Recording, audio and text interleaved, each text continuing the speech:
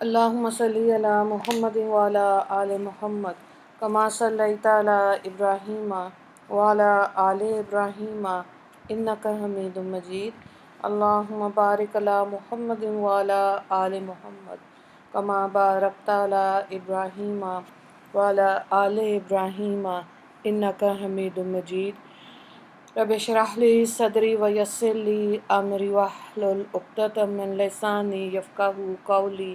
ربنا زدنا علما یا مقلب القلوب ثبت قلبی علی دینک، آمین۔ سیرت الانبیاء ہم کر رہے ہیں، آج اس میں ہم حضرت نوح علیہ السلام کی زندگی کے بارے میں دیکھیں گے، ان کی تعلیمات کے بارے میں سمجھیں گے۔ 7 سوالات ہیں یہاں پر۔ پہلا سوال ہے حضرت نوح علیہ السلام کا نسب تحریر کریں۔ دوسرا سوال ہے حضرت نوح علیہ السلام کی قوم کہاں آباد تھی۔ تیسرا سوال ہے حضرت نوح علیہ السلام کی قوم جن بتوں کی پوجا کرتی تھی ان کے نام تحریر کریں۔ حضرت نوح علیہ السلام نے کتنے سال تبلیغ کی۔ پانچواں سوال ہے کشتی کس طرح بنائی گئی۔ چھٹا سوال ہے کشتی میں کتنے لوگ سوار ہوئے، اور ساتواں سوال ہے کشتی کہاں جا کر رکی۔ حضرت نوح علیہ السلام زمین پر پہلے رسول ہیں، آپ سے پہلے کسی کو رسالت نہیں ملی۔ آپ کو 40 سال بعد نبوت عطا ہوئی۔ آپ کا نسب نامہ یہ ہے: نوح بن لامک بن متوا صالح بن اخنواخ بن یاربن محلل بن کنان بن انوش بن شیش علیہ السلام بن آدم علیہ السلام۔ قرآن کریم میں حضرت نوح علیہ السلام کا ذکر 43 جگہ آیا، لیکن اس واقعے کی اہم تفصیلات سورہ اعراف، سورہ ہود، سورہ مومنون، سورہ شعراء اور سورہ نوح میں آئی ہے۔ حضرت نوح علیہ السلام سے پہلے تمام قوم اللہ تعالیٰ کی توحید سے ناآشنا ہو چکی تھی۔ اللہ کی عبادت کی جگہ اپنے ہاتھوں سے بنائے ہوئے بتوں کی عبادت کرتے تھے۔ بتوں کو پوجنا ان میں رواج پا چکا تھا۔ حضرت نوح علیہ السلام کی نبوت صرف اپنی قوم کے لیے تھی، ساری دنیا کے لیے نہیں تھی۔ حضرت نوح علیہ السلام کی قوم عراق میں آباد تھی۔ آپ نے اپنی قوم کو جو دعوت دی تھی وہ یہ تھی: اے میری قوم، تم اللہ تعالیٰ کی عبادت کرو، اس کے سوا تمہارا کوئی معبود نہیں۔ مجھ پر ایک بڑے عذاب کا ڈر ہے، مجھے تم پر ایک بڑے عذاب کا ڈر ہے۔ آپ کی اس دعوت کے مقابلے میں قوم کے سرداروں نے کہا: ہم تو یہ سمجھتے ہیں کہ آپ کھلی گمراہی میں پڑے ہیں، ہمارے باپ دادا کے دین سے ہمیں نکالنا چاہتے ہیں، اور قیامت میں دوبارہ زندہ ہونے اور جزا سزا کے خیالات سب وہم ہیں۔ حضرت نوح علیہ السلام کی قوم کا یہ جواب کس قدر سخت تھا، اس کے جواب میں حضرت نوح علیہ السلام غضبناک نہیں ہوئے، بلکہ سادہ الفاظ میں فرمایا: اے میری قوم، مجھ میں کوئی گمراہی نہیں، بات یہ ہے کہ میں تمہارے باپ دادا کی رسومات کا پابند نہیں، بلکہ میں تو اللہ رب العالمین کی طرف سے رسول ہوں۔ جو کچھ کہتا ہوں اللہ رب العالمین کی ہدایت کے مطابق کہتا ہوں۔ اللہ تعالیٰ کا پیغام تم تک پہنچاتا ہوں، اس میں تمہارا ہی بھلا ہے، نہ اس میں اللہ تعالیٰ کا کوئی فائدہ نہ میری کوئی غرض۔ ان الفاظ میں آپ نے رب العالمین کا لفظ ارشاد فرمایا، یعنی تمام جہانوں کا پالنے والا۔ اس ایک لفظ سے تمام غلط عقیدوں کی نفی ہو رہی ہے۔ آپ نے اس کے بعد فرمایا: تمہیں جو قیامت کے آنے میں شکوک و شبہات ہیں، اس کی وجہ تمہاری بے خبری اور ناواقفیت ہے۔ مجھے اللہ تعالیٰ کی طرف سے اس کا یقینی علم دیا گیا۔ نوح علیہ السلام کی قوم نے ایک شبہ کا اظہار کیا، وہ یہ کہ تم تو ہماری ہی طرح کے بشر ہو، ہماری طرح کھاتے پیتے سوتے جاگتے ہو، ہم کیسے مانیں کہ تم اللہ تعالیٰ کے رسول ہو؟ اگر اللہ تعالیٰ نے کسی رسول کو بھیجنا ہوتا تو کسی فرشتے کو بھیجتا۔ ہم جانتے ہیں فرشتوں کو بڑائی اور بزرگی حاصل ہے، تم تو ہماری قوم کے ہو، اور اصل بات تو یہ ہے کہ تم ہم پر اپنی بڑائی ثابت کرنا چاہتے ہو۔ قیامت میں دوبارہ زندہ ہونے اور جزا سزا کے خیالات سب فضول ہے۔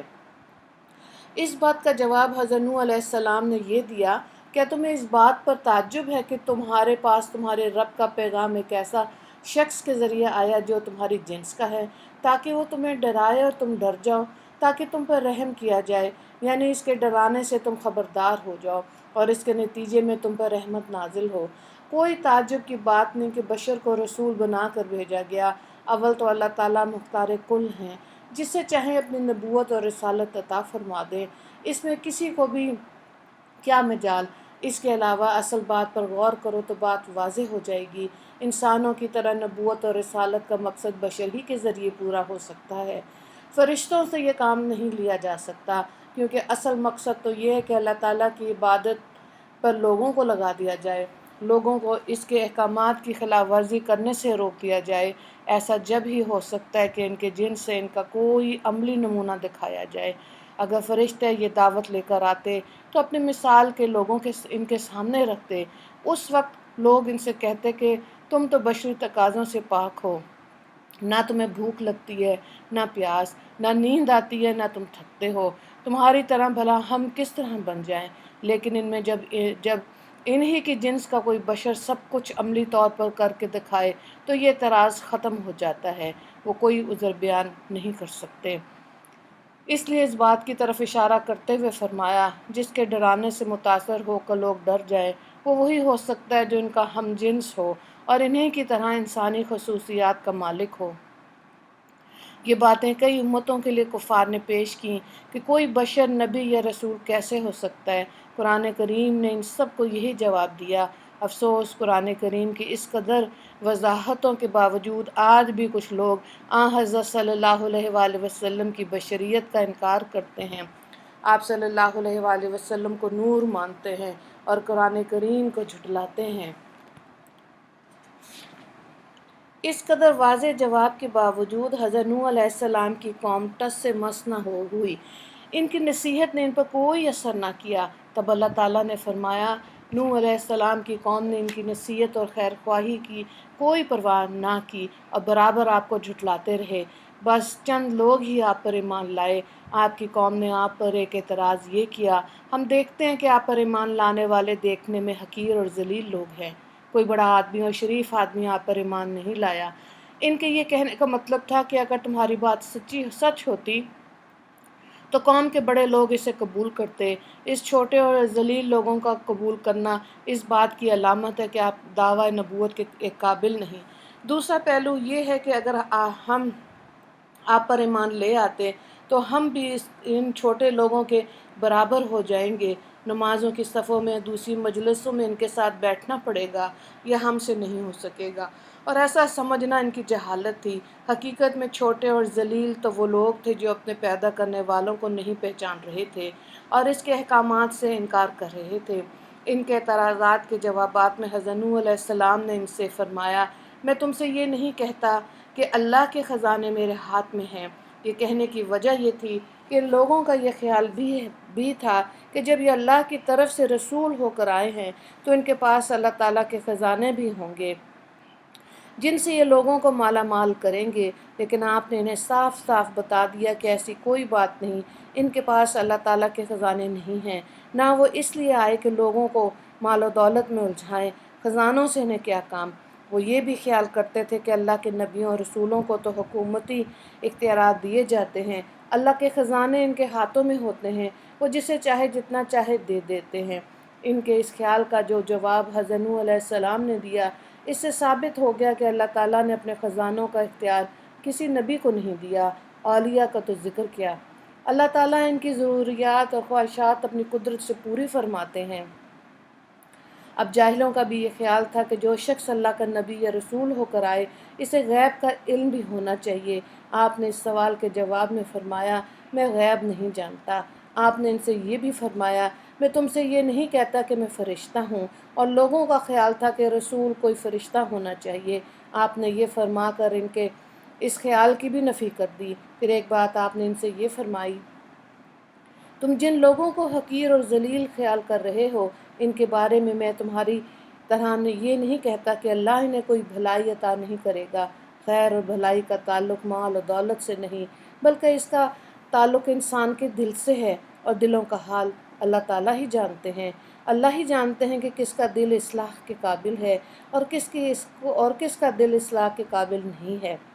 آپ نے ان سے یہ بھی فرمایا، تم لوگوں کی طرح اگر میں بھی انہیں حقیر اور ذلیل کہنے لگوں تو میں بھی ظالموں میں سے ہو جاؤں گا۔ آپ کی تعلیمات کی وجہ سے آپ کی قوم آپ کو گھیر لیتی اور مارنے پیٹنے لگتی۔ وہ لوگ آپ کو اس قدر مارتے کہ آپ بے ہوش ہو جاتے، اور جب آپ بے ہوش ہو جاتے تو آپ کو ایک کمبل میں لپیٹ کر ایک مکان میں پھینک دیتے اور خیال کرتے کہ یہ مر گئے ہیں۔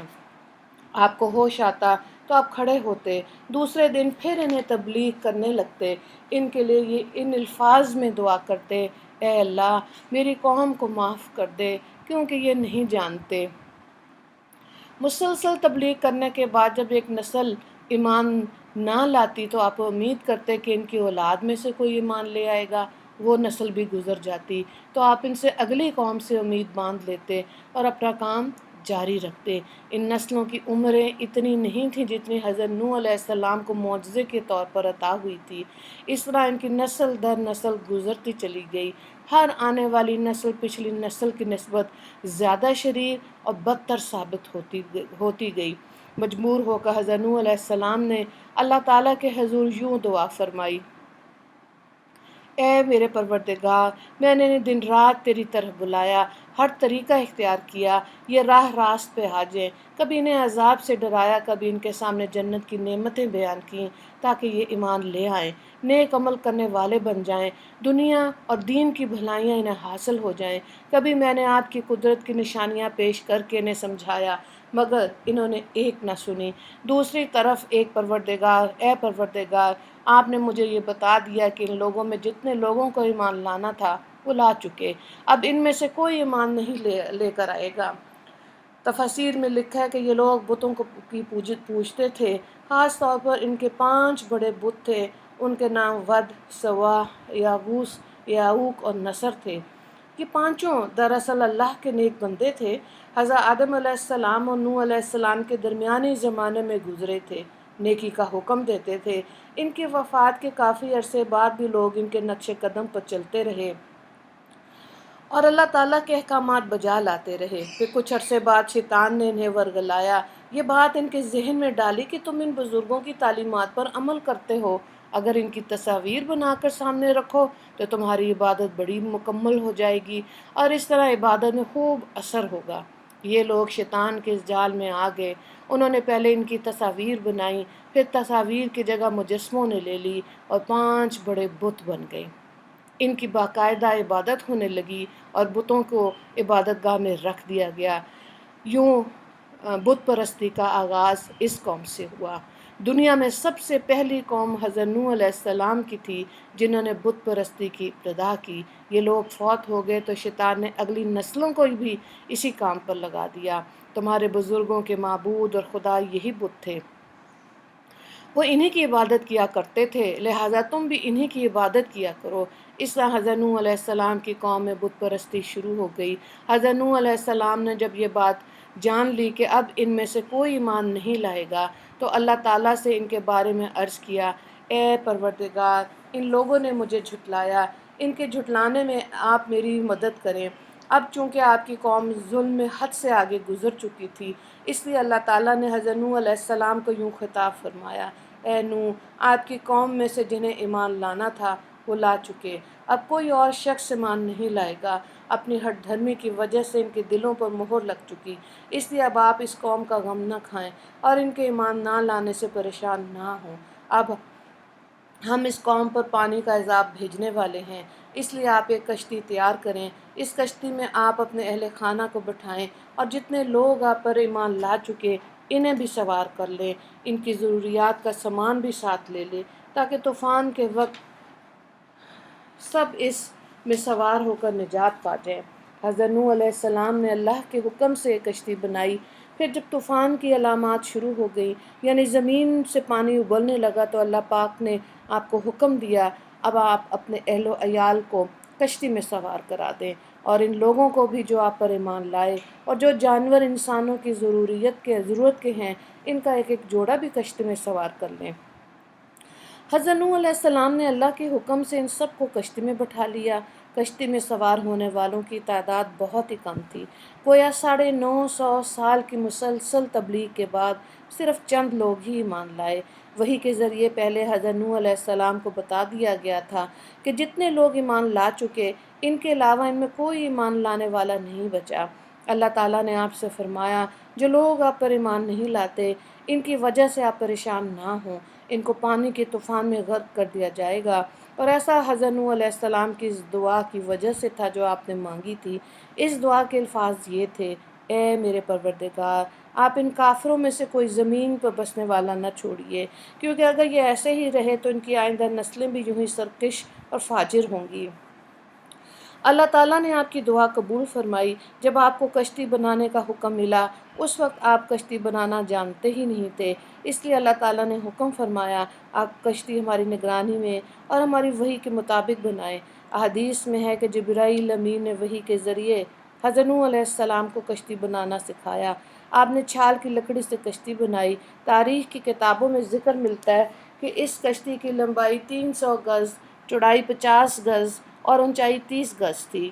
یہ 3 منزلہ تھی۔ اس میں روشن دان بھی بنائے گئے تھے جو آمنے سامنے کھلتے تھے۔ اس طرح جہاز بنانے کا طریقہ خود اللہ تعالیٰ نے وحی کے ذریعے حضرت نوح علیہ السلام کو بتایا۔ طب نبوی میں ذکر ملتا ہے کہ انسان کے لیے جتنی صنعتوں کی ضرورت تھی ان سب کی ابتدا بذریعہ وحی کسی نہ کسی پیغمبر کے ذریعے عمل میں آئی۔ پھر زمانے کے ساتھ ساتھ ان ایجادات میں تبدیلیاں کی جاتی رہیں اور ترقی یافتہ شکل دی جاتی رہی۔ یہ سلسلہ بھی حضرت آدم علیہ السلام سے شروع ہوا۔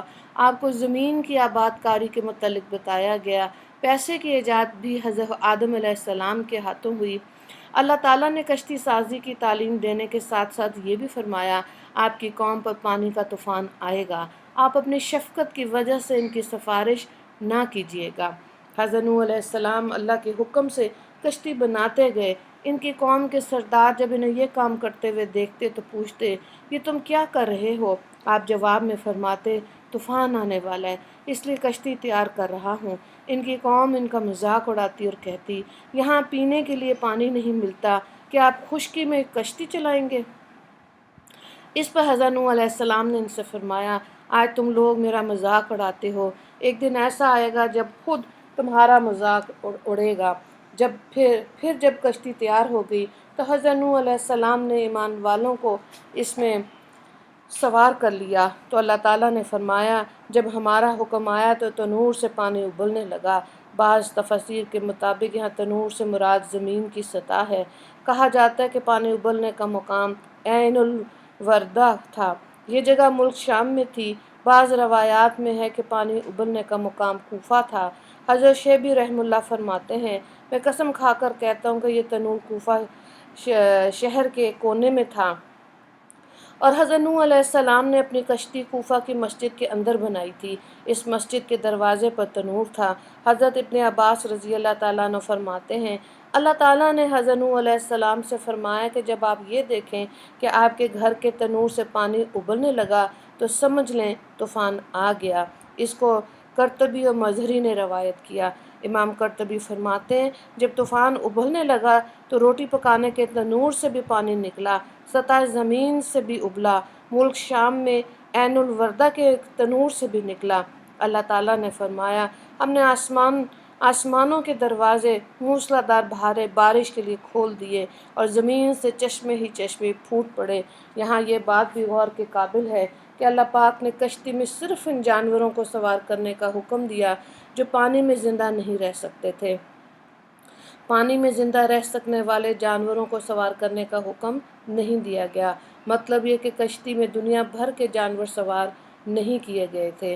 کشتی میں کل کتنے لوگ تھے ان کی تعداد نہ قرآن پاک میں آئی نہ حدیث میں آئی۔ البتہ ابن عباس رضی اللہ تعالیٰ عنہما فرماتے ہیں کہ ان کی تعداد 80 تھی۔ ان میں حضرت نوح علیہ السلام کے 3 بیٹے سام، حام اور یافس اور ان کی 3 بیویاں سوار تھیں۔ چوتھا بیٹا چونکہ آپ پر ایمان نہیں لایا تھا اس لیے کشتی میں سوار نہیں ہوا۔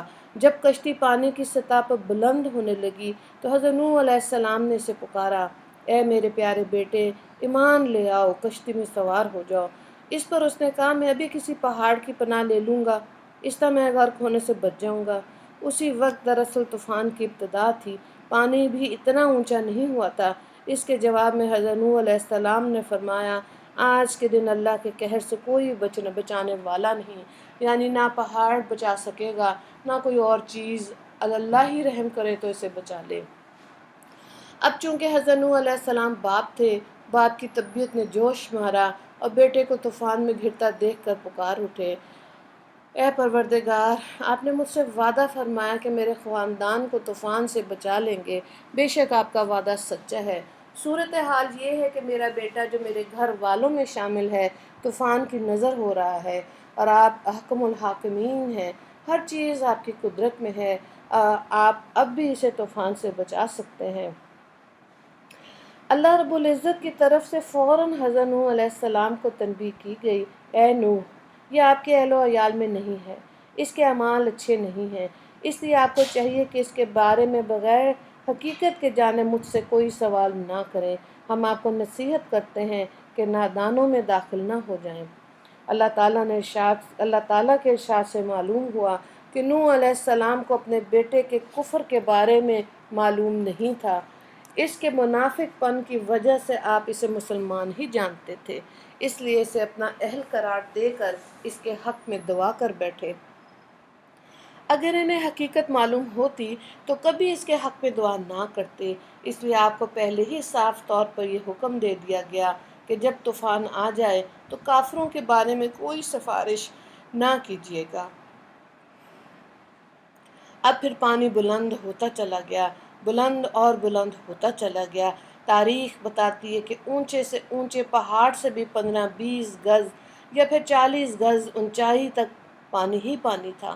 پھر اللہ تعالیٰ نے زمین کو حکم فرمایا، اے زمین تو اپنا پانی نگل جا۔ اس کا مطلب یہ تھا کہ جس قدر پانی زمین سے نکلا تھا اسی قدر پانی زمین میں اندر اتار لے۔ آسمان کو حکم فرمایا، اپنا پانی برسانا بند کر دے۔ اس طرح زمین سے نکلا ہوا پانی زمین میں چلا گیا، آسمان سے پانی برسنا بند ہو گیا۔ آسمان سے جو پانی برسا تھا اسے قدرت نے دریاؤں اور ندیوں کی شکل دے دی تاکہ انسان اس سے فائدہ اٹھائے۔ تفسیر مظہری اور قرطبی نے اس کو روایت کیا۔ زمین اور آسمان سے اللہ تعالیٰ کے احکامات کی تعمیل کی، اس طرح طوفان ختم ہو گیا۔ حضرت نوح علیہ السلام کی کشتی جودی پہاڑ پر جا ٹھہری، ظالموں کو ہمیشہ کے لیے رحمت سے محروم کر دیا گیا۔ جودی پہاڑ اب بھی اپنی اصل شکل میں موجود ہے۔ یہ پہاڑ حضرت نوح علیہ السلام کے اصل وطن عراق میں موصل کے شمال میں جزیرہ ابن عمر کے قریب آرمینیا کی سرحد پر ہے۔ یہ کوہستانی سلسلہ ہے، اس کے ایک حصے کا نام جودی ہے، اسی کے ایک حصے کو کوہ ارارات کہا جاتا ہے۔ موجودہ تورات میں کشتی کے ٹھہرنے کی جگہ کوہ ارارات لکھا ہے۔ ان دونوں روایات میں کوئی فرق نہیں۔ مشہور قدیم روایات میں یہ بھی لکھا گیا کہ حضرت نوح علیہ السلام کشتی جودی پہاڑ پر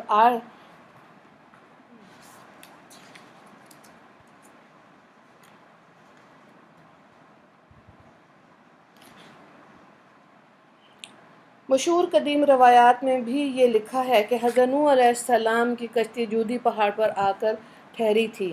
تاریخ کی کتابوں میں یہ بات بھی ملتی ہے کہ اس کشتی کے ٹکڑے آج بھی موجود ہیں۔ تفسیر طبری اور بغوی میں حضرت نوح علیہ السلام ماہ رجب کی 10 تاریخ کو کشتی میں سوار ہوئے تھے۔ 6 ماہ تک یہ کشتی طوفان کے اوپر چلتی رہی۔ جب بیت اللہ شریف کے مقام پر پہنچی تو اس نے 7 مرتبہ طواف کیا۔ پھر 10 محرم یوم عاشوراء میں طوفان ختم ہوا، کشتی جودی پہاڑ پر ٹھہری۔ حضرت نوح علیہ السلام نے اس روز شکرانے کے طور پر روزہ رکھا اور کشتی میں جتنے آدمی آپ کے ساتھ تھے ان سب کو روزہ رکھنے کا حکم دیا۔ بعض روایات میں ہے کہ کشتی میں سوار سب جانوروں نے بھی اس دن روزہ رکھا۔ مظہری اور قرطبی نے اس کو روایت کیا۔ پھر حضرت نوح علیہ السلام کو حکم ہوا، اب آپ پہاڑ سے اتر کر زمین میں جائیں اور کوئی فکر نہ کریں، کیونکہ آپ کے ساتھ ہماری طرف سے سلامتی اور برکتیں ہوں گی۔ مطلب یہ کہ مصیبتوں سے سلامتی رہے گی اور اولاد میں برکت ہوگی۔ اس واقعے کے بعد دنیا میں رہنے والی سب قومیں حضرت نوح علیہ السلام کی ذریت اور اولاد ہوں گی، اس لیے حضرت نوح علیہ السلام کو آدم ثانی بھی کہا جاتا ہے۔ سلامتی اور برکت کا جو وعدہ کیا گیا تھا وہ صرف آپ کی ذات تک نہیں تھا، بلکہ فرمایا گیا تھا کہ جو امتیں اور جماعتیں آپ کے ساتھ کشتی میں سوار ہیں ان پر بھی اللہ کی طرف سے سلامتی اور برکتیں نازل ہوں گی۔ کشتی میں سوار ہونے والے مختلف قوموں کے لوگ تھے۔ اس طرح دنیا میں مختلف قومیں اور امتیں پیدا ہوئیں۔ اس کو تفسیر مظہری، قرطبی، بغوی اور طبرانی نے روایت کیا۔ وآخر دعوانا ان الحمد للہ رب العالمین۔ اللہم اغفر للمسلمین والمسلمات والمؤمنین والمؤمنات۔ یہ مختصر سا حضرت نوح علیہ السلام کا تذکرہ تھا۔ مزید تفصیل کے لیے قصص القرآن، یہ 4 جلدوں میں کتاب ہے قصص القرآن، اس کے اندر مزید تفصیل بھی مل جائے گی، اور بلکہ دیگر قرآن سے ریلیٹڈ جتنے قصے ہیں، انبیاء کا ذکر ہے، وہ سب تفصیل قصص القرآن میں موجود ہے۔ السلام علیکم ورحمۃ اللہ وبرکاتہ۔